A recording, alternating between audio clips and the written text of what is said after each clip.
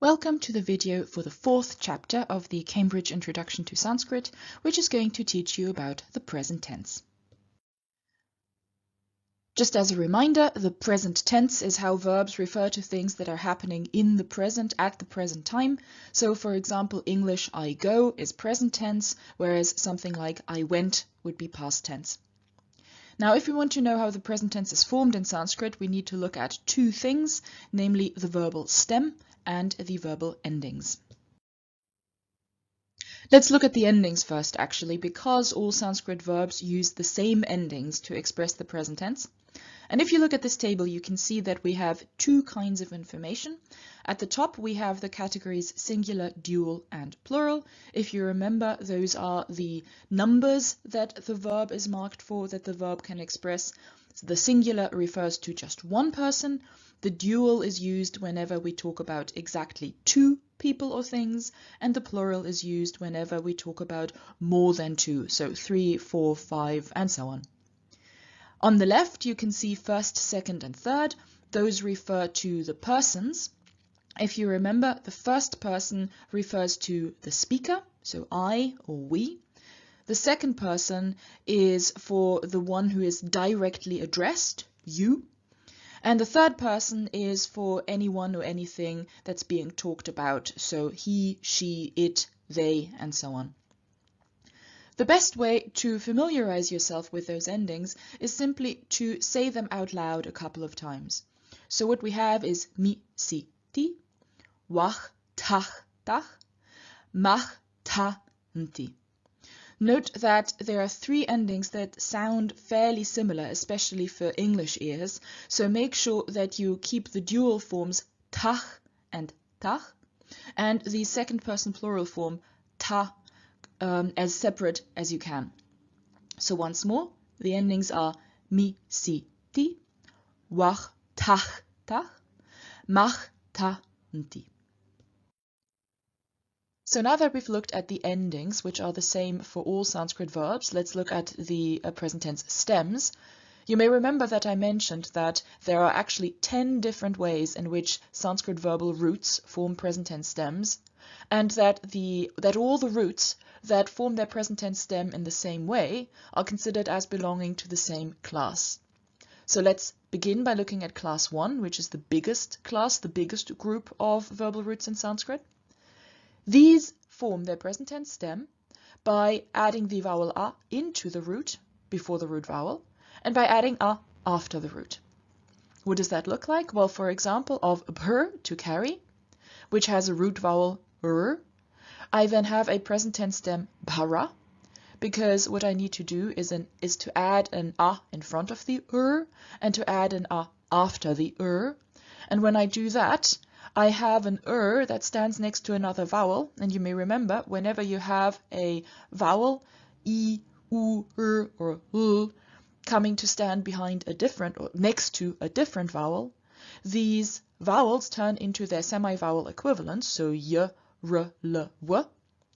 And that's exactly what happens here. The vocalic r turns into its semi-vowel equivalent r, and so we get bhara on the basis of bhr. On the basis of the root bud, to awake, which has a root vowel u, we get the present tense stem bodha.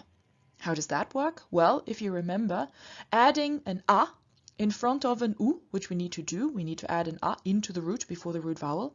Adding an a in front of an u does not result in au, as one might expect, but rather au in Sanskrit changes into o. If you remember, we had e, I, o, au, the complex vowels that originally were I, au, au, and this is something that we've got here. O is one of the complex vowels, which is the result of earlier au, and we have this au because we have a class 1 root, which adds an a into the root before the root vowel to form the present tense stem. So baudha becomes bodha.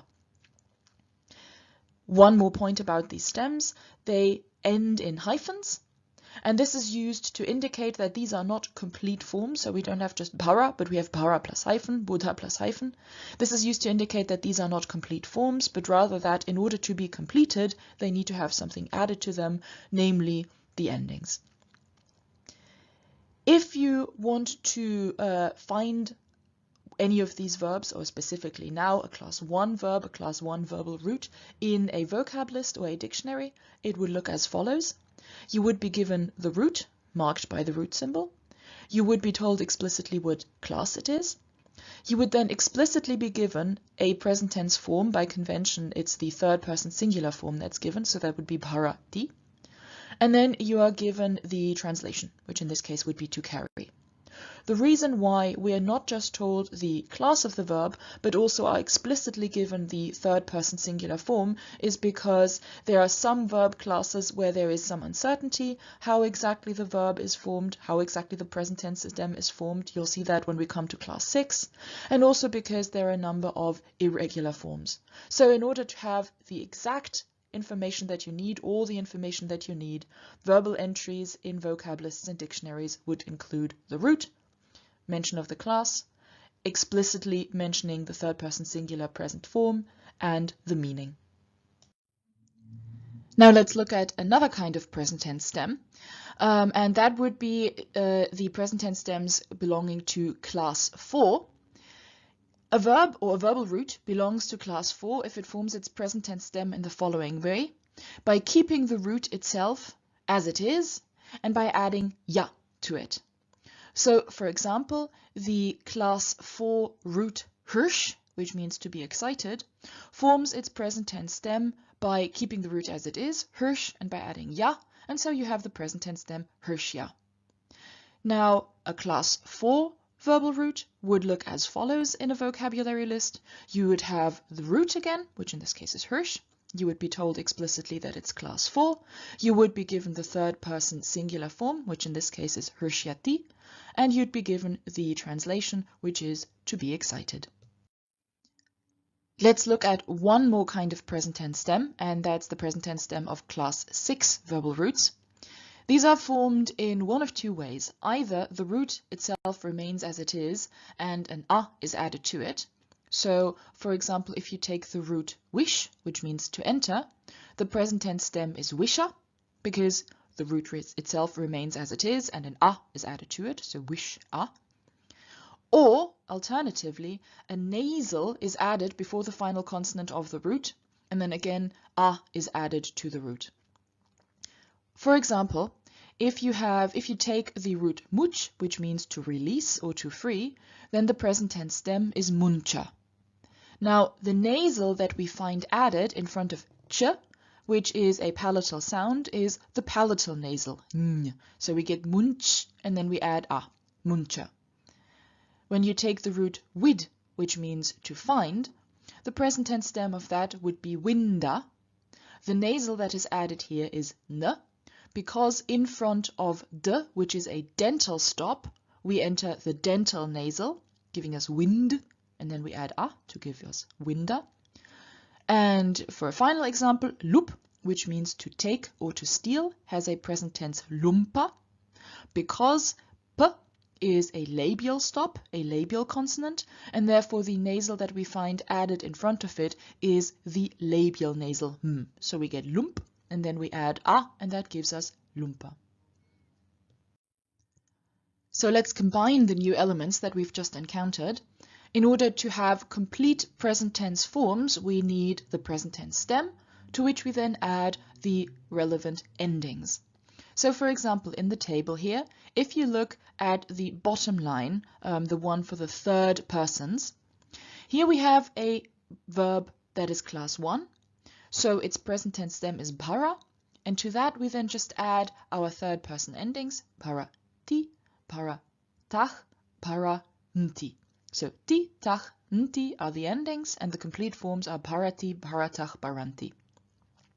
If we go one line up, we can see the same thing happening. We have our stem para, and to that we just have added our regular present tense endings, si, tach, and ta, to give us parasi, paratach, and parata.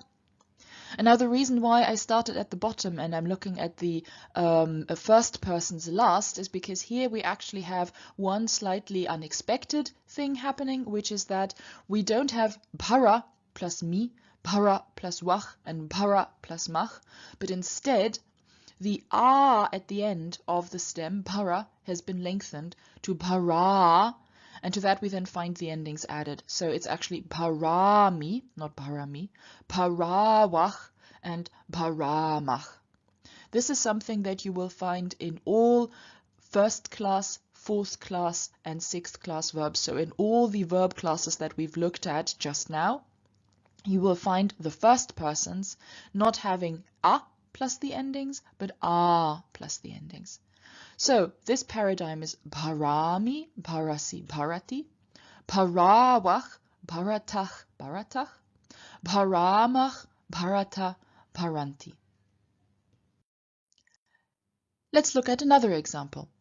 In this case, a class 4 verb, hrish, which has the present tense third person singular hrishyati. This verb means to be excited. And if we want to form all the present tense forms, what we need to do is to take the stem, hrishya, and then add our endings to it. Again, in the first persons, we add the endings not to hrishya, but actually to hrishya. So we have the forms hrishyami, hrishyasi, hrishyati, hrishyawach, hrishyatach, hrishyatach, hrishyamach, hrishyata, hrisyanti. Now, some people prefer to memorize verbs by looking at a complete paradigm, i.e. a complete set of verbs. So to memorize hrishyami, hrishyasi, hrishyati, and so on. Other people prefer to memorize just the endings, so mi, si, ti, wach, tach, tach, and so on. Basically find out whatever works better for you and then just go for that. And this chapter wouldn't be complete if it weren't for another technical note. And this technical note is on sandhi, which is a Sanskrit term literally meaning putting together. And this is a technical term that's used for the pronunciation changes that occur whenever words are put together or are combined in a sentence. It's a phenomenon that you actually find in pretty much all languages. So, for example, in English, think about how you pronounce do you versus how you pronounce don't you. After the t, the pronunciation of the y changes from y to something a little more like ch. So we don't say do you and don't you, but rather we say do you and don't you.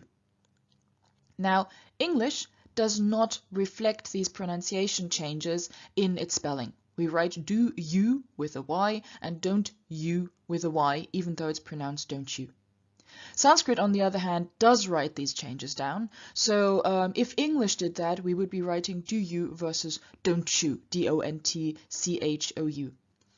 We don't write them down, Sanskrit does, and so we need to look at how Sanskrit writes them down.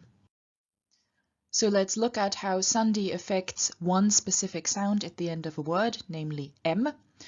And the rule is word final M remains M before a vowel, but turns into un, i.e. the anuswara, before a consonant. What does that mean? Well, word final M means M at the end of a word, remains M before another word that begins in a vowel, but turns into un before another word that begins with a consonant.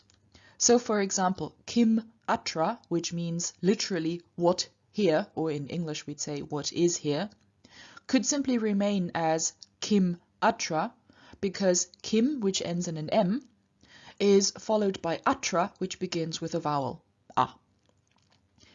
In kim tatra, on the other hand, which literally means what there, or in English what is there, we have the word kim, which ends in an M, followed by a word that begins with a consonant, t, at the beginning of tatra.